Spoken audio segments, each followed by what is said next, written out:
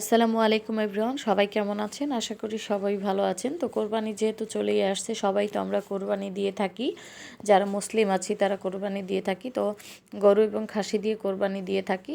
তো কোরবানিতে আমরা গরুর মগজ কিভাবে ভুনা করব সেই রেসিপিটা আজকে আপনাদের সাথে শেয়ার করব।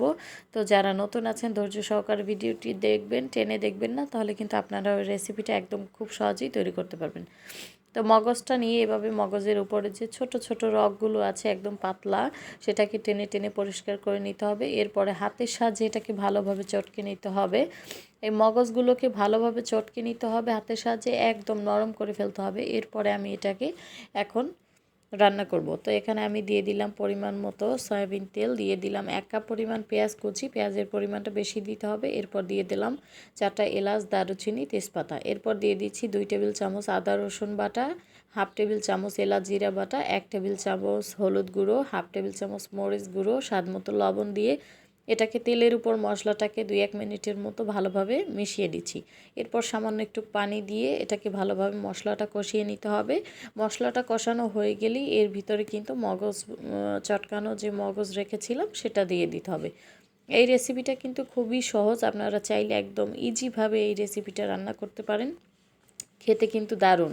এই মগজ ভুনা হলে সাথে আর কোনো রেসিপিরই দরকার হয় না, কোনো কিছুই লাগে না। 1 প্লেট 2 প্লেট ভাত অনায়াসে খেয়ে ফেলা যায়। তো এই মশলার সাথেই মগজটাকে ভালোভাবে একদম কষিয়ে নিতে হবে। কষানোর পর পরিমাণ মতো একটু পানি দিয়ে এটাকে সিদ্ধ করে একদম টেনে ফেলতে হবে। তো এখানে পানি দিয়ে দিলাম 1 কাপের মতো। এখন এই পানিতেই কিন্তু সিদ্ধ হয়ে যাবে। তো আমি আস্তে আস্তে নেড়ে এটাকে একদম মিডিয়াম টু লো আঁচে রেখে একদম অনবরত নেড়ে যেতে হবে, তা না হলে কিন্তু লেগে যাবে। দেখুন লেগে যাচ্ছে। তো এইভাবে আস্তে আস্তে নাড়তে নাড়তে এক সময় শুকিয়ে যাবে, তখন কিন্তু হয়ে যাবে। তো এ পর্যায়ে আমি কয়েকটা কাঁচামরিচ দিয়ে দিচ্ছি কেটে। আপনারা আপনাদের পছন্দ মতো ঝালটা দিয়ে দিবেন। এ পর্যায়ে আমি এখন আস্তে আস্তে মিডিয়াম টু লোয়ে রেখেছি। এখন কিন্তু একদম আস্তে আস্তে শুকিয়ে এটা টেনে কমপ্লিট হয়ে যাবে। তারপর আমি চুলা থেকে নামিয়ে ফেলবো। তো আমার এই রেসিপিটা কেমন লেগেছে অবশ্যই কমেন্ট বক্সে জানাতে ভুলবেন না, এবং কোন কোন রেসিপি আপনারা দেখতে চান সেটাও জানাতে ভুলবেন না। তো আমার পেজে কিন্তু কলিজা ভুনার রেসিপি দেওয়া আছে, গরুর মাংস, খাসির মাংস সব রেসিপি দেওয়া আছে, তেহারির রেসিপি দেওয়া আছে। গরুর মাংসের তেহারি আপনারা চাইলে আমার এই ফেসবুক পেজ থেকে দেখে নিতে পারেন।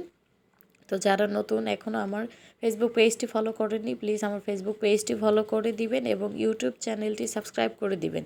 এতে করে আমি নতুন নতুন ভিডিও আপলোড দেওয়ার সাথে সাথে আপনাদের কাছে নোটিফিকেশন চলে যাবে।